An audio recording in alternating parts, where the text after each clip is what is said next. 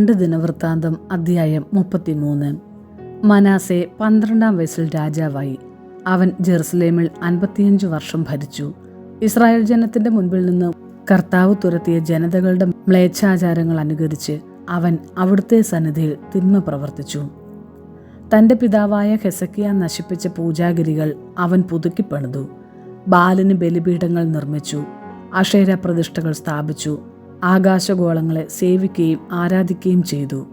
ജെറുസലേമിൽ എൻ്റെ നാമം എന്നേക്കും വസിക്കുമെന്ന് ഏത് ആലയത്തെക്കുറിച്ച് കർത്താവ് അരുളി ചെയ്തിരുന്നുവോ ആ ആലയത്തിൽ അവൻ ബലിപീഠങ്ങൾ നിർമ്മിച്ചു. ദേവാലയത്തിൻ്റെ 2 അങ്കണങ്ങളിലും അവൻ ആകാശഗോളങ്ങൾക്ക് ബലിപീഠങ്ങൾ പണിതു. സ്വന്തം പുത്രന്മാരെ അവൻ ബെൻഹിന്നോം താഴ്വരയിൽ ഹോമിച്ചു. ജ്യോത്സ്യം, ആഭിചാരം, ശകുനം എന്നിവ സ്വീകരിക്കുകയും പ്രേതാവിഷ്ടരുടെയും മന്ത്രവാദികളുടെയും ഉപദേശം ആരായുകയും ചെയ്തു.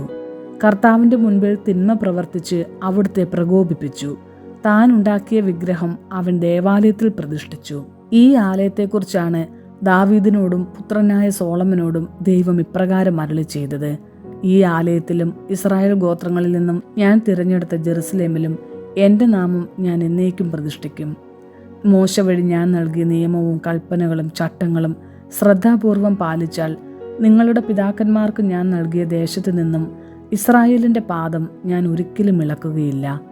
ഇസ്രായേൽ ജനത്തിൻ്റെ മുൻപിൽ കർത്താവ് നശിപ്പിച്ച ജനതകൾ ചെയ്തതിനേക്കാൾ വലിയ തിന്മ ചെയ്യാൻ യൂദായെയും ജെറുസലേം നിവാസികളെയും മനാസെ പ്രേരിപ്പിച്ചു. കർത്താവ് മനാസയോടും ജനത്തോടും സംസാരിച്ചു, പക്ഷെ അവർ വകവെച്ചില്ല. അതിനാൽ കർത്താവ് അസീറിയ രാജാവിൻ്റെ സേനാധിപന്മാരെ അവർക്കെതിരെ അയച്ചു. അവർ മനാസയെ കൊളുത്തിട്ട് പിടിച്ച് ഓട്ടുചങ്ങലകളാൽ ബന്ധിച്ച് ബാബിലോണിലേക്ക് കൊണ്ടുപോയി. കഷ്ടതയിലായപ്പോൾ അവൻ തൻ്റെ ദൈവമായ കർത്താവിനോട് കരുണയ്ക്ക് വേണ്ടി യാചിക്കുകയും തൻ്റെ പിതാക്കന്മാരുടെ മുൻപിൽ തന്നെ അത്യധികം എളിമപ്പെടുത്തുകയും ചെയ്തു. അവൻ ദൈവത്തോട് പ്രാർത്ഥിച്ചു. അവിടുന്ന് പ്രാർത്ഥന കേട്ട് മനാസയെ അവൻ്റെ രാജ്യത്തേക്ക് ജെറുസലേമിലേക്ക് തിരികെ കൊണ്ടുവന്നു. കർത്താവാണ് ദൈവമെന്ന് അപ്പോൾ അവൻ മനസ്സിലാക്കി. അതിനുശേഷം അവൻ ദാവീദിന്റെ നഗരത്തിന് ഒരു പുറംമതിൽ പണിതു. അത് ഗീബോണിന് പടിഞ്ഞാറുള്ള താഴ്വരയിൽ തുടങ്ങി ഓഫേൽ ചുറ്റി മത്സ്യകവാടം വരെ എത്തി. അത് വളരെ ഉയരത്തിലാണ് കെട്ടിയത്. യൂദായിലെ എല്ലാ സുരക്ഷിത നഗരങ്ങളിലും അവൻ സേനാധിപന്മാരെ നിയമിച്ചു. കർത്താവിൻ്റെ ആലയത്തിൽ നിന്ന് അന്യദേവന്മാരെയും വിഗ്രഹത്തെയും അവൻ നീക്കം ചെയ്തു. ദേവാലയഗിരിയിലും ജെറുസലേമിലും താൻ നിർമ്മിച്ചിരുന്ന ബലിപീഠങ്ങൾ തകർത്ത് നഗരത്തിനു വെളിയിലെറിഞ്ഞു. അവൻ കർത്താവിൻ്റെ ബലിപീഠം വീണ്ടും പ്രതിഷ്ഠിക്കുകയും അതിൽ സമാധാന ബലികളും കൃതജ്ഞതാ ബലികളും അർപ്പിക്കുകയും ചെയ്തു. കർത്താവിനെ സേവിക്കാൻ യൂദായോട് കൽപ്പിച്ചു. എങ്കിലും ജനം പൂജാഗിരികളിൽ ബലിയർപ്പണം തുടർന്നു. എന്നാൽ അത് തങ്ങളുടെ ദൈവമായ കർത്താവിനായിരുന്നു.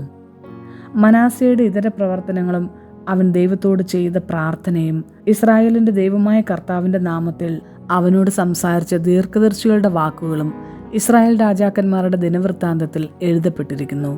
അവൻ്റെ പ്രാർത്ഥനയും ദൈവം അത് കേട്ട വിധവും തന്നെ എളിമപ്പെടുത്തുന്നതിന് മുൻപ് അവൻ ചെയ്ത പാപവും കാണിച്ച അവിശ്വസ്തതയും അവൻ പൂജാഗിരികൾ നിർമ്മിക്കുകയും അശേരാ പ്രതിഷ്ഠകളും വിഗ്രഹങ്ങളും സ്ഥാപിക്കുകയും ചെയ്ത സ്ഥലങ്ങളും ദീർഘദർശികളുടെ ദിനവൃത്താന്തത്തിൽ രേഖപ്പെടുത്തിയിട്ടുണ്ട്. മനാസെ പിതാക്കന്മാരോട് ചേർന്നു സ്വഭവനത്തിൽ സംസ്കരിക്കപ്പെട്ടു. പുത്രൻ ആമോൻ സിംഹാസനാരോഹണം ചെയ്തു. ഭരണം ആരംഭിച്ചപ്പോൾ ആമോന് 22 വയസ്സായിരുന്നു. അവൻ 2 വർഷം ജെറുസലേമിൽ വാണു. പിതാവായ മനാസയെ പോലെ അവനും കർത്താവിൻ്റെ മുൻപിൽ തിന്മ പ്രവർത്തിച്ചു. തൻ്റെ പിതാവ് നിർമ്മിച്ച വിഗ്രഹങ്ങൾക്ക് അവൻ ബലിയർപ്പിക്കുകയും അവയെ സേവിക്കുകയും ചെയ്തു. എന്നാൽ പിതാവിനെ പോലെ അവൻ കർത്താവിൻ്റെ മുൻപിൽ തന്നെ എളിമപ്പെടുത്തിയില്ല. പ്രത്യുത പൂർവാധികം തിന്മയിൽ മുഴുകി. സേവകന്മാർ അവനെതിരെ ഗൂഢാലോചന നടത്തി സ്വഭവനത്തിൽ വെച്ച് അവനെ വധിച്ചു. ആമോൻ രാജാവിനെതിരെ ഗൂഢാലോചന നടത്തിയവരെയെല്ലാം ദേശവാസികൾ കൊന്നുകളഞ്ഞു. അവൻ്റെ മകൻ ജോസിയായെ അവർ രാജാവാക്കി.